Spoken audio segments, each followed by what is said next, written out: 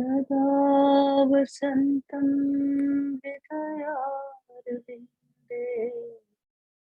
भवं भवानी सहितम्।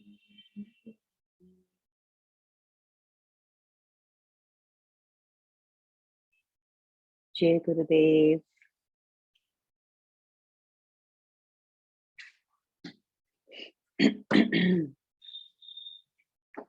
कल हमने देखा भास और विलास दोनों ने एक दूसरे से बातें करते करते ज्ञान पकड़ में आ गया।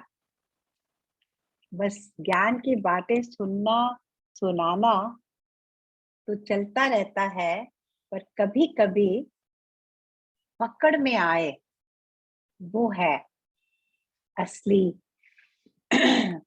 बात, जिसके लिए हम सब प्रयास कर रहे हैं। यही हमारी प्रार्थना है ना, हर समय, कि अब बस बाकी जो जीवन है वो ज्ञान के रास्ते पे चल सके। इतनी शक्ति हमें देना दाता, मन का विश्वास कम न हो हमारा। ये शक्ति चाहिए हमें। तो राम जी को वशिष्ठ जी बताते हैं कि जैसे भास और विलास ने एक दूसरे से सत्य के ऊपर चर्चा करते करते, चिंतन करते करते सच को पा लिया था, ऐसे ही एक महात्मा पुरुष थे, उनका नाम है विथव्य। उन्होंने अपने से बातें करते करते प्रभु को पाया, सच को पाया। किसी और की कोई आवश्यकता है नहीं, लेकिन जीवन में कभी कोई मार्ग, कभी कोई मार्ग, जिस मार्ग पे भी चलने लगो, कृष्ण भगवान ने कहा है ना, सारे मार्ग मेरी तरफ आते हैं, अंत तुम मेरे पास ही पहुंचोगे, कोई भी रास्ता अपना लो। तो विथव्य जी ने तपस्वी थे, साधक थे, और उन्होंने कहा अपने मन से बातें कर रहे हैं, क्योंकि अपने से बात कैसे करेंगे, अपने मन से बातें की। मन को कहा तुम कितने चंचल हो, तुम कितने बार बार विचलित हो जाते हो, जबकि मैं पूरी कोशिश करता हूं कि तुम अंतर्मुखी रहो। मेरे पूरा प्रयास रहता है हर समय कि मेरा मन अब बाहर ना जाए, संसारी चीजों में ना जाए। जब भी जाता है मुझे परेशानी तो करता है, क्योंकि संसार में कुछ है ही नहीं जो मिल गया तो मैं मुझे कुछ मिला है। तो तुम बार बार जाते हो बाहर, मैं पूरी कोशिश करता हूँ तुमको अंदर लेके जाने की, तुम्हारा कुछ भरोसा ही नहीं है। एक पल लगता है, मैंने बहुत गहरी साधना की, बहुत घंटों ध्यान किया, पर अचानक एक सेकंड में तुम कहीं के कहीं मुझे ले जाते हो। कोई दुनिया की कोई चीज तुम्हारे बस मन में आई और हम पहुंच गए वहां। चाहते नहीं ना, हम सब चाहते हैं। ज्ञान की बातें सुनने के समय भी, ना चाहते हुए भी, मन भटकता है इधर उधर, मन पता नहीं चलता। इसीलिए कहते हैं ना, मन को अकेला न छोड़ो। अकेला छोड़ा मन तो फिर मन अपनी मन मानी करेगा, मन है ही ऐसा। तब उन्होंने कहा ये जो इंद्रियां हैं, इंद्रिय सुख है, यही मेरे मन को बार बार विचलित करते हैं। मैं असली दोषी को पकड़ता हूँ। मन को तो मैंने डांटा, बहुत कहा कि तुम बड़े विचलित हो, तुम बड़े चंचल हो, लेकिन इनको चंचल विचलित करने वाला क्या है? ये मेरी इंद्रियां। कभी कोई इंद्री पकड़ लेती है मन को, कभी कोई पकड़ लेती है, और उस पे हावी होकर उसको इधर उधर मन को भगाती रहती हैं। तो इंद्रियों को कहते हैं, विथव्य जी कहते हैं अपनी इंद्रियों को कि तुम क्या नहीं समझती हो कि जब तक तुम अपने को शांत नहीं करोगी, तब तक कोई सुख यहाँ संभव है क्या? अब तुम शांत हो जाओ ना। कितना समय से तो तुम भोगों की ओर मेरे मन को लेके जा रही हो। अब बहुत हो गया। हम कभी-कभी ऐसे सोचते हैं ना अपनी लाइफ में भी, अरे बहुत हो गया। अब तो बस थक गए हैं। सब कुछ करते-करते थक गए। दुखी होते थक गए, सुखी होते थक गए, पार्टियां अटेंड करते थक गए, शादियां अटेंड करते थक गए। फैमिली बढ़ाई, आगे के आगे शाखा बढ़ती जा रही है। तो कभी-कभी मन करता है ना कि बस अब विश्राम करते हैं, थोड़ा निवृत्त होकर बैठते हैं, थोड़ा अपने साथ समय बिताते हैं, अपने अंदर झांकते हैं। तो इसीलिए विथव्य जी अपनी इंद्रियों को भी कह रहे हैं तुम अ, तुम्हारी अपने कोई इंटेलिजेंस थोड़ी है, तुम तो जड़ हो। तो तुम क्यों नहीं समझती हो ये बात को कि तुम्हारा कोई अस्तित्व नहीं है। ये बात तो है ना। अगर इंद्रियों के भरोसे केवल हम संसार में कहीं कुछ कर सकते हैं। मन पीछे बैठा है और मन के पीछे कौन बैठा है? मैं बैठा मन के पीछे। तो मन देख रहा है, तब इंद्रियां दिखाती हैं। नहीं तो इंद्रियां अपने से कुछ नहीं कर पाती हैं, ना इंद्रियां और ना मन। तो मन को भी वो कहते हैं तुम अपने को बहुत शक्तिशाली समझने लग गए हो, लेकिन तुम्हें पता नहीं तुम्हारा कोई अस्तित्व नहीं है मन। तुम तो जड़ हो। तुम्हारे पीछे जो चेतना है, जो वो सत है, उसी से तो तुम्हारा अस्तित्व पैदा हुआ था पहले। पर अब तुम बहुत मनमानी करने लग गए हो। और तुम्हें लगता है कैसे मनमानी करता है? एक तो मन को इंद्रियां भगाती हैं, और दूसरी चीज कैसे मन पकड़ में आता है और हमारे को संसार में बनाए रखता है। कैसे? मैं कर रहा हूं, मैं ये भोग रहा हूं, I am enjoying this, I don't like this. तो उन्होंने कहा तुम ये ऐसे झूठ चीजों में तुमने अपने को बड़ा कर लिया है कि तुम कुछ कर रहे हो या तुम कुछ एंजॉय कर रहे हो। अरे तुम कुछ नहीं कर रहे हो। तुम हो ही नहीं तो तुम कैसे कुछ कर सकते हो? लेकिन तुमने इन धारणाओं को इतनी सालों से बार बार एक ही बात को जब सोचते हैं बार बार, तो वो झूठ भी सच लगने लगता है ना? कोई एक बात आपको बार बार बताए, वो झूठ होती है, लेकिन हमारे लिए सच बनने लगती है दोहराने से। तो उन्होंने कहा ये जो दोहरा के तुमने बार बार अपने को कहा है मैं करता हूँ, मैं भोगता हूँ, इसके कारण तुमने ना होते हुए भी शक्तिशाली बनते जाते हो।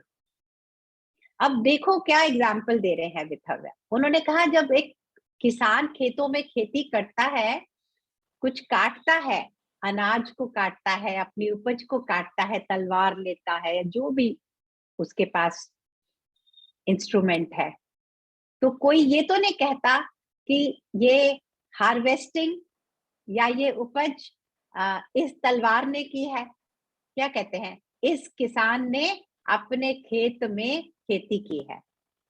क्या ये उसको वो खेती करने के लिए उस तलवार का इस्तेमाल किया है बस उसने। लेकिन कोई तलवार को नहीं देता ना क्रेडिट। क्रेडिट किसको जाता है? जो उस तलवार को चलाता है। तो ऐसे ही तुम तो तलवार हो। मन को विथव्य ने कहा तुम्हें चलाने वाला तो चैतन्य है। अगर चैतन्य तुम्हें ना चलाएगा तो तुम अपने से तो कुछ भी नहीं कर सकते हो। मन ऐसे कोई सोचे कि ये बातें कोई क्यों कर रहा है, क्या आवश्यकता है ऐसी बातें करने की, ताकि हम किसी ना किसी तरीके से अपने उस आत्म स्वरूप को सामने रख सके, उसको जगाकर, वो जागा ही है, लेकिन हम उसके साथ अपने को आइडेंटिफाई करें। अभी हम किसके साथ अपने को करते हैं? मन के साथ, इंद्रियों के साथ, मन की सोच के साथ। तो उन्होंने कहा जब करने वाला तो चैतन्य है, तो तुम क्यों बढ़ते जा रहे हो? तो उन्होंने कहा "अ, अब मैं तुम्हें क्यों तुमको ये सब समझा रहा हूं? तुमको तो कुछ समझाने का भी फायदा नहीं, क्योंकि ना तुम्हारे लिए कोई दुख है, ना जन्म है, ना मृत्यु है। एक केवल एक चैतन्य का प्रकाश है, और वो सर्वव्यापी है, उसका विभाजन हो ही नहीं सकता। तो ऐसे अपने साथ ये डायलॉग विथव्य जी का चल रहा है। एक गुफा में बैठे हैं, आंखें बंद हैं, और ऐसे गहरे चिंतन में ये सब, कभी आंखें बंद करके ना हमको ये सब सुनना चाहिए कि ऐसे हम भी अपने अंदर झांक कर सच को प्रकाशित कर सकते हैं। सच को प्रकाशित करना आसान है, केवल असत को देखना है। सत तो पहले से है ही ना, लेकिन असत को हम सत मान बैठे हैं। वही बात ना, वो दोहरा के बार बार उसी असत को सुनना, उसी के ऊपर जीवन को चलाना, उसी के अनुसार जीवन को जीने से हमने उसको सच माना हुआ है। उन्होंने कहा तुम्हारा उस आत्मा से कोई संबंध है ही नहीं, तुम तो हमेशा विचलित रहते हो, तुम तो कभी एक जगह स्थिर ही नहीं रह पाते। तुम्हारा आत्मा से मुकाबला कैसे हम कर सकते हैं? आत्मा तो हमेशा स्थित है, हर जगह पहले से ही वो प्रस्तुत है। विठल, वो हिलती नहीं। कुछ भी दृश्य हो, कैसा भी दृश्य हो, आत्मा उसमें अपने को एंटेंगल नहीं करती, उसमें वो अपने को नहीं देखती। वो सब जगह एक समान अवस्था में रह पाती है, और मन तुम ऐसा कभी नहीं कर पाते। तुम तो सारे जीवन को ऐसे बांट के बैठे हो, ये अच्छा है, ये बुरा है, ये खुशी है, ये दुख है। अब तुम अपने मन को क्या कहते हैं? बस अब तुम मुझे छोड़ दो, अब तुम चले जाओ, मेरे जीवन में से तुम्हारा अब कोई रोल नहीं रहना चाहिए। तुम जानते हो ना, जहां तुम्हारा निग्रह हो जाता है, जहां मन मर जाता है, वहां कितनी खुशी आती है, वहां कितनी शांति आती है, वहां कितनी सब चीज मंगलमय और शुभ हो जाती है। जैसे ही तुम गल जाते हो, जहां तुम्हारी मृत्यु होती है, तो तुम क्यों नहीं मेरी बात मानते? जितने भी शुभ गुण हैं व्यक्ति के अंदर, वो तब पैदा होते हैं जब उसका मन दुर्बल है, आत्मा मन के ऊपर हावी है। और उसका विपरीत जब है, मन हावी है, इंद्रियां हावी है हमारे जीवन में, तो सारे अवगुण, सारे हमारे दुख, सारे हमारे कष्ट वहीं से आते हैं। किसी के अंदर क्रोध आता है, किसी के अंदर लोभ आता है, किसी के अंदर काम वासना जागती है, और उन्हीं सब अवगुणों के कारण हमारा जीवन अमंगलमय हो जाता है। हम बुरे कर्म करने लगते हैं, बुरे रास्ते पे चलने लगते हैं। इसलिए मेरे मन, अब तुम समझ जाओ, अब तुम मेरी बात मान लो। अब मुझे बार बार इस संसार में मत खींचो, मुझे अब इस संसार से कुछ नहीं लेना देना। तो जब भी कभी परेशान हो, जब भी लगे, जब भी कोई चीज हमें परेशान कर रही हो, तो ये विथव्य जी के संवाद को हम याद कर सकते हैं। जैसे उन्होंने अपने मन से बातें की है ना, हम भी कर सकते हैं अपने मन से ऐसी ही बातें, कि तुम बिना कारण अपने को कर्ता मान रहे हो, तुम बिना कारण अपने को भोगता देख रहे हो, कोई नहीं है यहाँ, तुम्हारा जैसा कोई अस्तित्व ही नहीं है। और जिसका अस्तित्व है, ना वो कुछ करता है, ना वो कुछ भोगता है, वो तो सभी में है, वो तो सब जगह एक ही है। तो इसलिए उसको किसी से ना कुछ चाहिए, ना वो किसी के लिए कुछ करता है, वो पहले से अपने में पूर्ण है, उसे कोई इच्छा नहीं है। तब उसने बस, विथव्य जी ने अपने मन को कहा, अब मन तुम बस समझ जाओ, ये बात मेरी गांठ बांध लो। क्या बात तुमने गांठ बांधनी है मेरी? तुम नहीं हो। ये हम अपने को कह रहे हैं। हमें विश्वास होना चाहिए इस बात पर कि ये जो मन हमारा बार बार हमें इधर उधर भटकाता है, हमसे बुरे कर्म कराता है, हमसे बुरी बातें बुलवा देता है, लोगों को, अपने प्रियजनों को हम दुख देते हैं, अपने को दुख पहले देते हैं, औरों को भी दुख देते हैं, और बाद में क्या करते हैं, पछताते हैं, अरे मैंने ऐसा क्यों कहा। कितनी बार हम ऐसे अपने फ्रेंड्स को, रिलेटिव्स को कहते हैं ना, मैंने ये कहा but I didn't mean it. इसका मतलब क्या है कि मैंने बिना होश के, मेरे मन ने मुझसे कुछ कहलवा दिया, लेकिन उसके पीछे मेरा जो ज्ञान है, जो मेरी चेतना है, उसकी कोई इंटेंशन नहीं थी। वो तो इंटेंशन के बिना है, निर्विकल्प है ना। अहम निर्विकल्पम निराकार रूपम विभुर्व्याप्त सर्वत्र सर्वेन्द्रियाणाम सदा में समत्वम न मुक्तिर न बंधन। ये मेरा स्वरूप है, मैं सब जगह उस समभाव में ही रहता हूं, समत्व। इसलिए न मुक्ति है न बंधन है, सच में देखा जाए तो। और कोई विकल्प नहीं है। क्यों कोई विकल्प नहीं है? क्योंकि मेरे लिए कोई आकार नहीं है। ये नाम रूप जो है, ये संसार का गुण है, मेरा गुण नहीं है ये। तो मैं नाम और रूप में नहीं आकर्षित होता।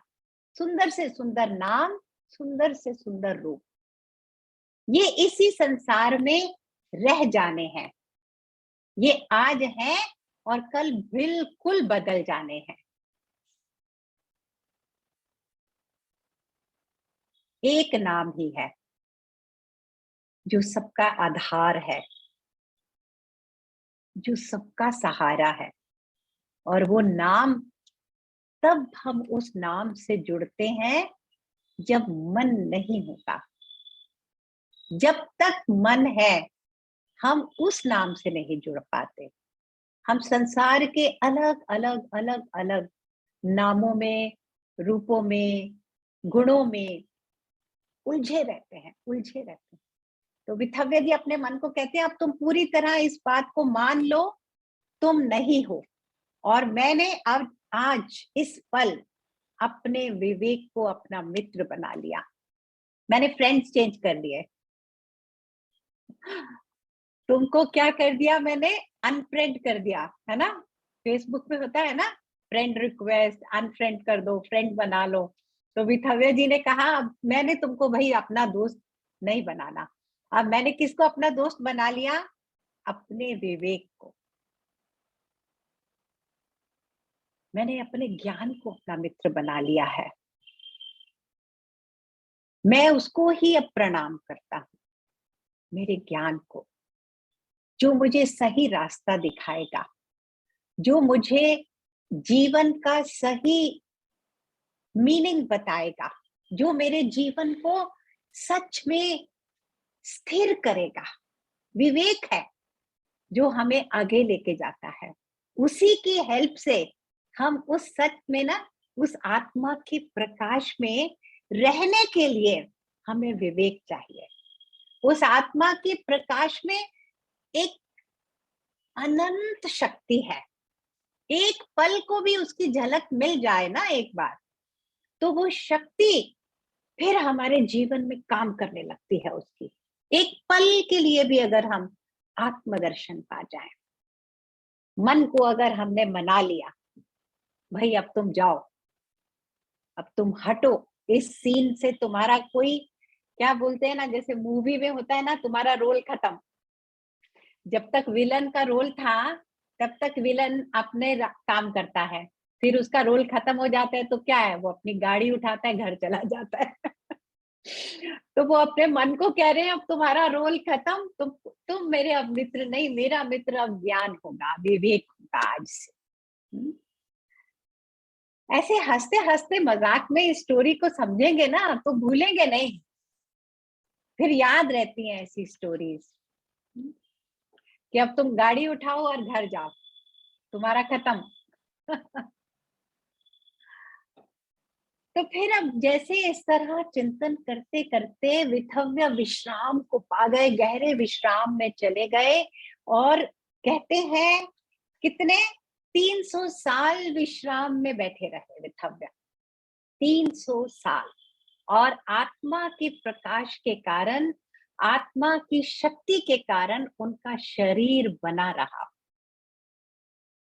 शरीर को कोई हानि नहीं हुई, और पूरी तरह से सत में स्थापित थे। मन बिल्कुल नहीं था। फिर 300 साल के बाद उनके हृदय में कहते हैं सृष्टि का प्रकाश जागा, जैसे ब्रह्मा जी में होता है, जैसे ये सृष्टि का नियम है, लय हो जाना, फिर सृष्टि का दोबारा जागृत हो जाना। तो अब वो क्योंकि पूरी चेतना के साथ एक हो गए हैं, इसलिए उनके अंदर सृष्टि का भाव जागृत हो उठा, और फिर उन्होंने क्या देखा कि मैं ही इंद्र हूं, मैं ही ये सब देवी देवताओं में अपने को देखने लगे, कभी कैसे तो कभी कैसे। तो राम जी ने वशिष्ठ जी से पूछा ये कैसे संभव है, वो तो इंद्र नहीं है, उन्होंने कैसे देखा कि मैं अब इंद्र हूं। तो उन्होंने, वशिष्ठ जी ने कहा अब वो क्योंकि परम चैतन्य में समा चुके हैं, तो जो जो अनुभव परम चैतन्य में हो रहे हैं वो उनके भी अनुभव हो गए हैं। कहते हैं ना, जीवात्मा तब तक जीवात्मा है जब तक वो मन के बंधन में है। जब जीवात्मा मन के सारे बंधनों से मुक्त होती है तो जीवात्मा में जीव और शिव एक ही है। जीवात्मा परमात्मा में ही जाकर समा जाती है। वो अपनी अलग आइडेंटिटी को जब छोड़ पाती है, जब उससे ऊपर उठ जाती है।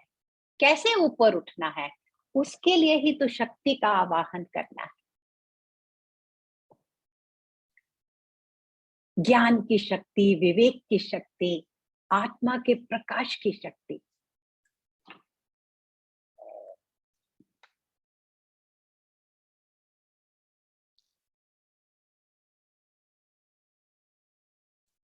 तब विथव्य ने क्या देखा कि मैं तो परम चैतन्य हूं, और ये जो मैं अपने को विथव्य विथव्य नाम से पुकारता था, अभी तक जानता था, वो क्या था, वो मेरे मन की एक ट्रिक थी मेरे ऊपर।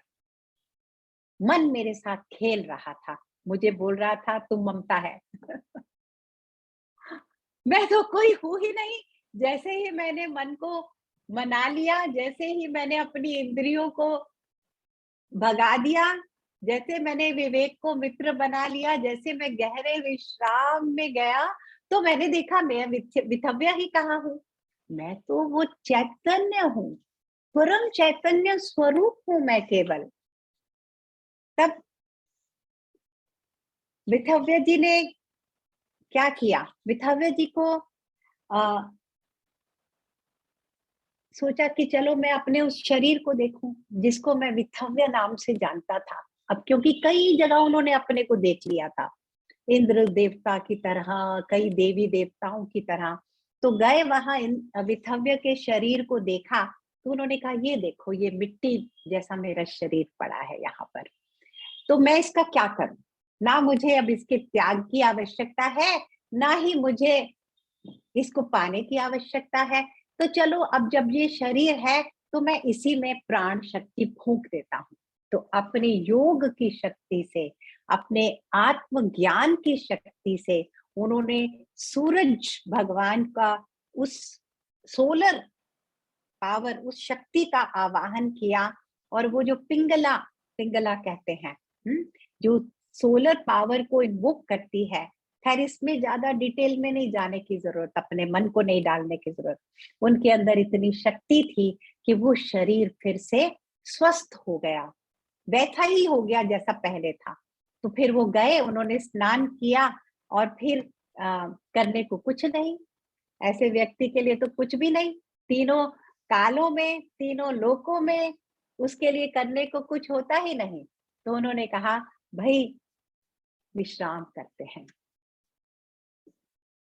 और 6 दिन उन्होंने गहरा विश्राम किया, अपने पुराने जीवन को याद किया पहले, जैसे वो जंगलों में घूम रहे थे, कैसे उनका मन उन्हें सताता था, कैसे इंद्रियां भगाती थी, वो सब स्मरण करके अपने सारे लेसन्स को याद रखते हुए विथव्य जी ने, कहते हैं, 6 दिन पूरी तरह विश्राम किया, और उसके बाद फुल्ली एनलाइटेंड बीइंग विथव्य बहुत देर तक अपने शरीर के, जो शरीर की अपनी गति थी ना, प्रारब्ध की गति, उससे शरीर चल रहा था, नए कर्म नहीं हो रहे थे, ना वो करता थे न भोगता थे। क्यों नहीं नए कर्म हो रहे थे? अब एक भी कर्म नहीं हो रहा था, क्योंकि जो भी स्वाभाविक कर्म करते थे उसमें उनको ना कुछ चाहिए था, ना कुछ ना चाहिए था। वो कर्मों को करते हुए एक भी कर्म से जुड़े नहीं थे, एक भी परिस्थिति में उनका मन नहीं था, किसी वस्तु में अब उनका मन नहीं था, कोई पदार्थ उनके मन को नहीं अट्रैक्ट कर रहा था, उनका मन बाहर जाता ही नहीं था, अंदर गहरे सोए सोए बस स्वाभाविक कर्म चल रहे थे, गहरी नींद में थे विथव्य। जो अभी पिछली बारी भी हमने भास और विलास के कहानी में भी देखा, वशिष्ठ जी ने यही कहा राम जी को, तुम जागृत अवस्था में ऐसे रहो जैसे गहरी नींद की अवस्था हो, जैसा मन हो जाता है गहरी नींद में, ऐसे मन के साथ रहो। तो विथव्य ऐसे मन के साथ बहुत समय तक रहे। फिर एक दिन उनके मन में ऐसा भाव जागा कि अब मैं अपने शरीर को छोड़ दूंगा। राम जी ने पूछा पहले क्यों नहीं छोड़ा? 300 साल ध्यान किया, फिर आराम किया, फिर नॉर्मल लाइफ लिव करी, अब क्यों उन्होंने छोड़ने का मन किया? तो भगवान को वशिष्ठ जी क्या बोलते हैं, जो जिस समय चीज होनी होती है वो उस समय होती है, हर चीज यहाँ पर नियति के अंतर्गत होती है। उस समय उनके मन में ये विचार नहीं आया, उन्होंने नहीं किया। अब ये विचार आया है, अब ये शरीर छोड़ने का समय है उनका, तो इसलिए शरीर छोड़ने का विचार आ गया। तो उन्होंने शरीर को क्या कहा, अब मुझे आज्ञा दो, मेरे शरीर अब मुझे आज्ञा दो, अब मैं तुम्हें छोड़ना पसंद करता। तुमने मुझे बहुत सपोर्ट किया, तुमने मुझे बहुत कंफर्ट दिया है। अपने शरीर को कैसे देखना चाहिए? भगवान का एक सुंदर गिफ्ट है हमारी बॉडी। बॉडी है तो बॉडी हमें कंफर्ट दे रही है, कंफर्टेबल रखकर बॉडी हमसे सत्कर्म करा सकती है। हम अपने सदगति की ओर बढ़ सकते हैं ना जब शरीर स्वस्थ है। कहते हैं ना, पहला सुख निरोगी काया। तो काया के प्रति आभार रहना हो, उसको दिव्य स्वरूप ही है प्रभु का। यद पिंडे तत् ब्रह्मांड कहते हैं, तो मैं ही तो सब हूं। तो अपने शरीर को उन्होंने बहुत क्या किया, थैंक्स किया। तुमने मेरी बड़ी हेल्प की, तुमने मुझे बहुत सपोर्ट किया। अब उन्होंने कहा, अपनी इच्छाओं को बोला। अब इच्छाओं को बोला, अब मैं तुम्हें त्यागता हूं। अब तुम्हारा कोई मेरे जीवन में कोई, मुझे किसी चीज की इच्छा ही नहीं, इसलिए अब तुम मुझे, क्योंकि इच्छा क्या है, गुरुजी कहते हैं ना, इच्छा शक्ति है। तो जब तक शरीर है, हमें शक्ति का सहारा लेना पड़ता है शरीर को चलाने के लिए। तो क्योंकि हमारे मन में ये सवाल अभी आया होगा कुछ लोगों के मन में कि वो तो इच्छाओं को त्याग चुके थे, तो अब इच्छाओं से क्या बात करने लग गए।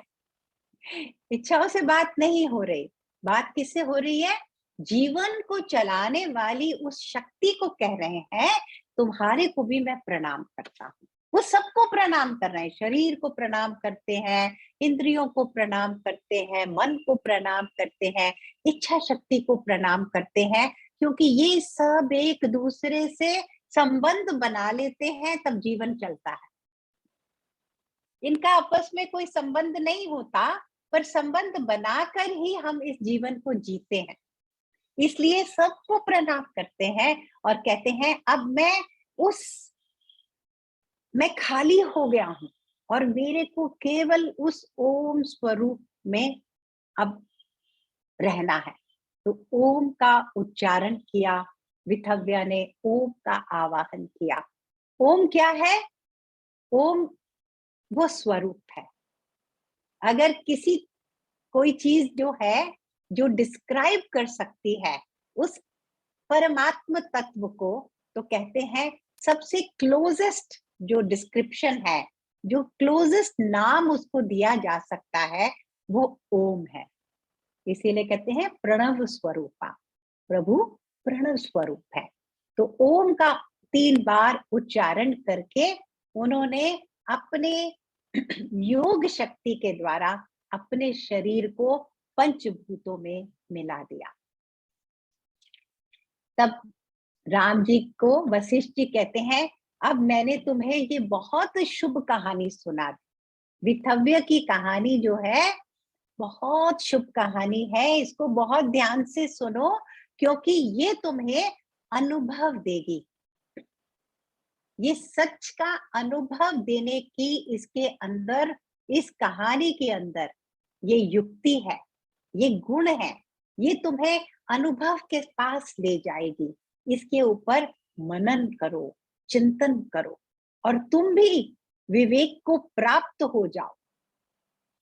और मुक्ति का साधन केवल विवेक और आत्मज्ञान है, उसके बिना किसी को मुक्ति नहीं मिल सकती।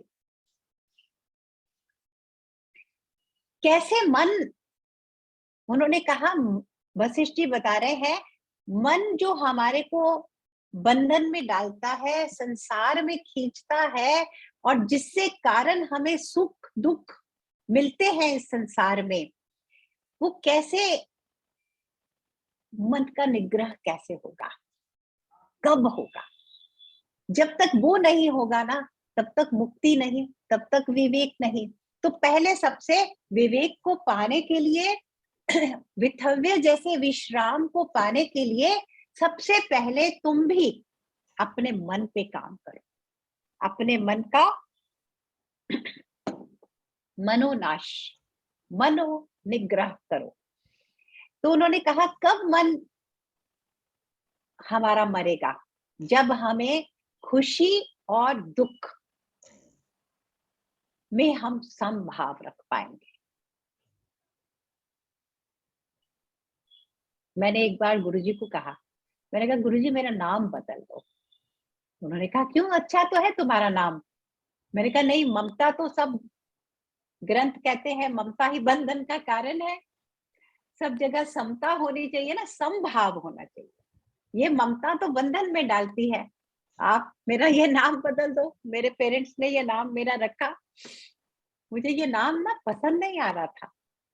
शुरू-शुरू में मेरे को बहुत वो लगा जब मैंने ये सब शास्त्र पढ़े सुने। मैंने कहा मेरा तो कोई फ्यूचर ही नहीं है इस नाम के साथ।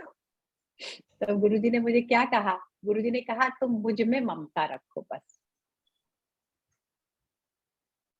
तब कोई बंधन नहीं होगा। ऐसे ही मुझे याद आ गया, अभी हम देख रहे थे ना समता। जीवन में समता चाहिए मन को मारने के लिए, तब मन मरता है। और जिसमें ये भाव ही नहीं रहता ना कि ये मैं हूँ और ये मैं नहीं हूँ। विथव्य ने क्या कहा? ये तो मेरे मन का ट्रिक था, जो मुझे बार बार कहता था तू विथव्य है, मैं तो था ही नहीं। तो एक क्या कि सुख और दुख में मन फंसे ना, दूसरा मैं कोई नहीं हूं, ना मैं ये हूं ना मैं वो हूं, तब भी मन मर जाता है। और जिसके अंदर ये सब धारणाएं खत्म हो जाती हैं, अरे ये बहुत बुरा हुआ, ये बहुत बड़ी व्यथा आ गई, ये महामारी आ गई, ये सब धारणाएं, इन सबको भी त्याग देता है जो व्यक्ति, जिसके दृष्टि में कुछ शुभ नहीं कुछ अशुभ नहीं, कोई जन्मा नहीं, जिसकी दृष्टि में कोई कभी मरा नहीं, ऐसी दृष्टि जब जिसकी हो जाती है ना, उसके लिए कोई किसी का सम्मान की वैल्यू है, ना किसी चीज को लेकर उसके अंदर अभिमान जागता है, ना उसके सामने कोई गरीबी है, ना कोई अमीरी है, ना किसी चीज को लेकर वो एक्साइटेड है, किसी भी चीज को लेकर उसका मन विचलित ही नहीं है। उस व्यक्ति का मन मरा हुआ है और वो जीवन में जीते हुए भी मुक्त है। वो व्यक्ति जिसको ये सब कुछ नहीं है उसकी दृष्टि में। और मन जो है ना, उसका मन का स्वभाव ही है, वो अज्ञानी है ना, वो तो पैदा कहाँ से हुआ है? अज्ञान से पैदा हुआ है। तो जब तक मन है वो हमें अज्ञान में खींचेगा। ये सब चीजों में जो हम अभी बता रहे हैं तुमको, वशिष्ठ जी ने कहा जिसके जिसके द्वारा तुम्हारा मन मर सकता है ना, ये सब मन में, मन जब तक रहेगा ये सब ऊपर रहेंगे तुम्हारे जीवन में। ये अच्छा है, ये बुरा है, ये शुभ है, ये अशुभ है, ये मंगलमय है, ये अमंगल है, सबका मंगल करना, किसी का अमंगल ना करना, ये सब उस सीमित दृष्टिकोण के प्रोडक्ट्स हैं। इसमें मन बना रहेगा, मन मरेगा नहीं। मन तभी मरेगा जब ना मैं कोई हूं, ना मैं ये हूं, ना मैं वो हूं, ना मुझे कुछ चाहिए, ये मुझे अच्छा है, ये बुरा है। मैं इन सब चीजों से जब परे चला जाऊंगा, जब मुझे ये अनुभव में नहीं आएगा, मैं सत्य को पकड़ पाऊंगा। जैसे विथव्य ने अपने साथ बातें की और सत्य में स्थित हो गया, जब मैं भी स्थित हो जाऊंगा तब क्या होगा? इस पूरे जगत का कोई बीज ही नहीं रहेगा मेरे लिए, ये पूरा जगत ही नाश हो जाएगा। मन जिस दिन मर जाता है उस दिन संसार नहीं है। जब तक संसार का अनुभव बना हुआ है मतलब मन है, मन से संसार है। इसीलिए कहते हैं मन जीते तो जग जीते। जग तो जीता ही हुआ है, जग है ही नहीं। जग को इतना बड़ा किसने बना दिया? हमारे मन ने बना दिया। और ये मन क्या करता है? बहुत जिद्दी है मन, गलत चीजों में ही उनको ही पकड़े रखता है, अज्ञान को पकड़े रखता है, मोह को पकड़े रखता है। इसलिए पूरी कोशिश करके साधक को सब तरीके से मन को अपनी पकड़ में लाना है। कैसे पकड़ में लाएंगे मन को? उन्होंने कहा कैसे हम जीते हुए मन को पकड़ सकते हैं।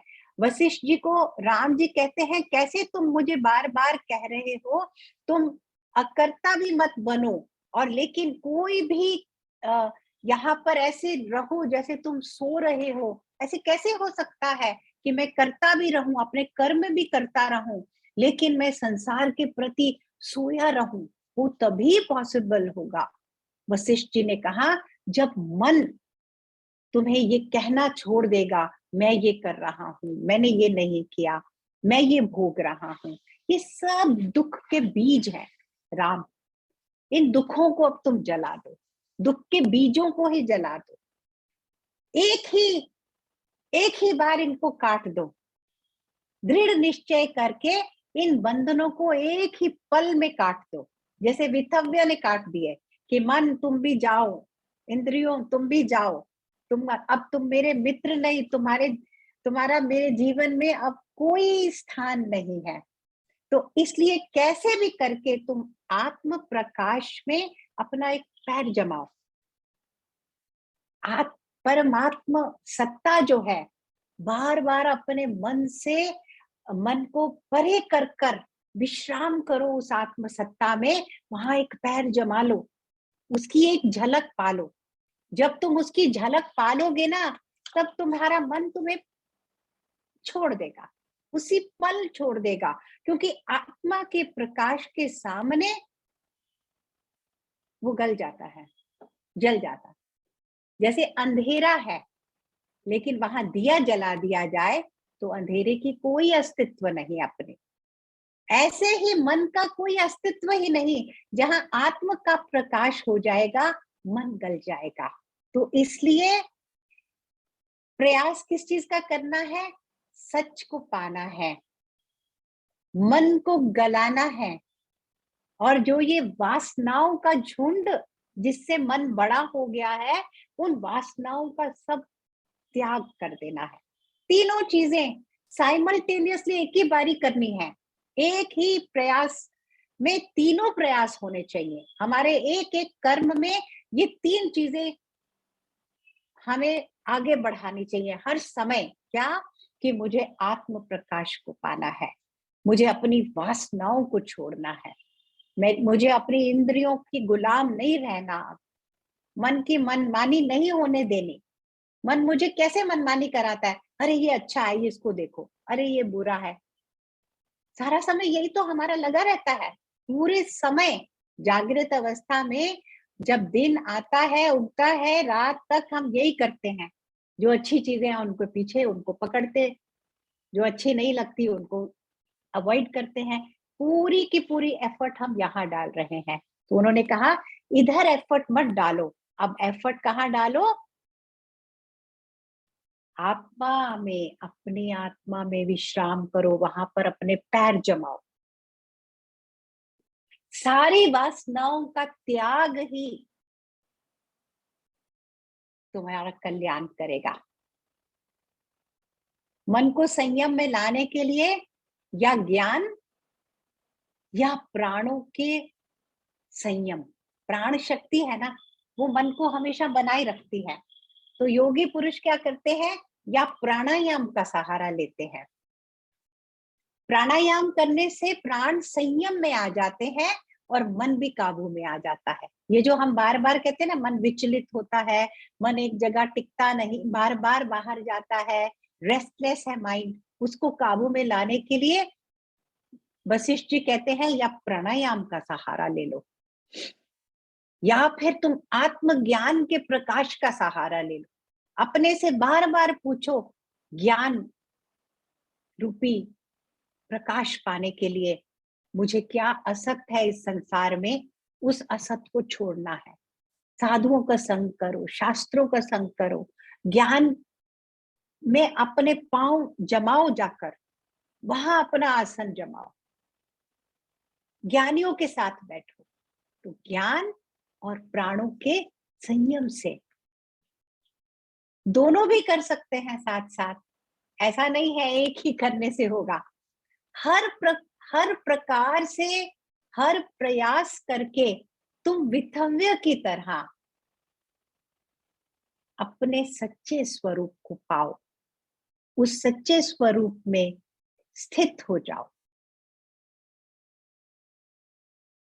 और 100 बातों की एक बात, महामंत्र दे रहे हैं। क्या महामंत्र देते हैं? तुम भाई जो भी करो उसमें अटैचमेंट मत रखो। वही है जो हमारे प्राणों को उत्तेजित करता है। ये जो माइंड बन जाता है ना, उससे माइंड कभी नहीं मरता जिसके मन में अटैचमेंट है। वो बड़े से बड़ा ज्ञानी क्यों ना हो, बड़े से बड़ा पंडित क्यों ना हो, लेकिन जब तक यहाँ पर अटैचमेंट्स है ना हमारी, तब तक। तो उन्होंने कहा इतना आसान है, वशिष्ठ जी कहते हैं कितना आसान है, सारी अटैचमेंट्स को छोड़ दो, ये तुम्हारी एनिमी है, ये तुम्हें कभी आगे नहीं बढ़ने देंगे। बिना अटैचमेंट के जो भी तुम कर्म करोगे, क्योंकि राम जी पूछ रहे हैं ना कैसे ये बैलेंस बनाऊं कि मुझे अपने सारे कर्तव्य कर्म भी करने हैं, लेकिन किसी भी कर्म को ऐसे नहीं देखना ये मैंने किया, ना ही किसी कर्म के फल को मैंने भोगना है। तो मैं कर्मों को करते हुए कैसे उनसे निर्लेप भाव में कैसे आऊं, अछूता कैसे रहूं? तो एक ही उपाय है, आसक्ति को छोड़ देना। अनासक्त भाव से मैं ये कर रहा हूं, लेकिन मुझे इसके फल की कोई चिंता नहीं। ये सब मैंने सबके लिए किया, मैंने सबकी सेवा की, मुझे किसी से कुछ नहीं चाहिए। मैंने सेवा क्यों की? सेवा मेरा स्वरूप है, और मैंने क्या करने आया हूं यहाँ पर? जैसे कल भी हमने कहा था ना, कभी कभी अपने से ये सवाल करना चाहिए, क्या मैं यहाँ पर ये सब करने आया हूँ? कंप्लेन, ग्रीडी, जो भी दिन, जिस भी दिन हम ऐसे होते हैं, उस दिन हमारा मन कैसा होता है? उस दिन हमें कोई खुशी, कभी तृप्ति मिलती है जब हम इन चीजों के पीछे भाग रहे होते हैं? नहीं मिलती। तो अनासक्त भाव से, गहरी नींद वाले अपने मन से, अपने स्वाभाविक कर्म करते करते करते तुम ये समझ जाओगे तुम कभी बंधन में नहीं थे, तुम मुक्त ही थे और तुम मुक्त ही हो। ऐसे निर्वाण को पा जाओगे। ये बातें कहने से पहले वशिष्ठ जी ने क्या कहा था राम जी को? तुम इन्हें बहुत ध्यान से सुनो, ये तुम्हें अनुभव दिलाएंगे। 3-4 महामंत्र दे दिए हैं, इनको पकड़ लो,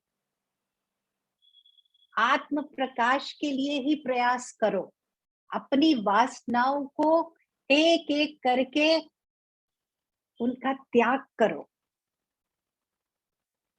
किसी भी तरह इस मन को शांत करो। मन को शांत करने के लिए महामंत्र है, सारे कर्म करो पर उनमें आसक्ति मत रखो। किसी भी इच्छाओं में अपने मन को न जाने दो। इच्छाएं, आसक्ति ही हमारे मन को बढ़ाती हैं, बंधन में डालती हैं।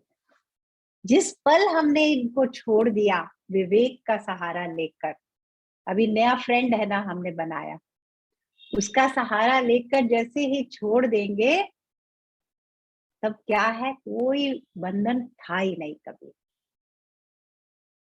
उसका कोई एग्जिस्टेंस ही नहीं था।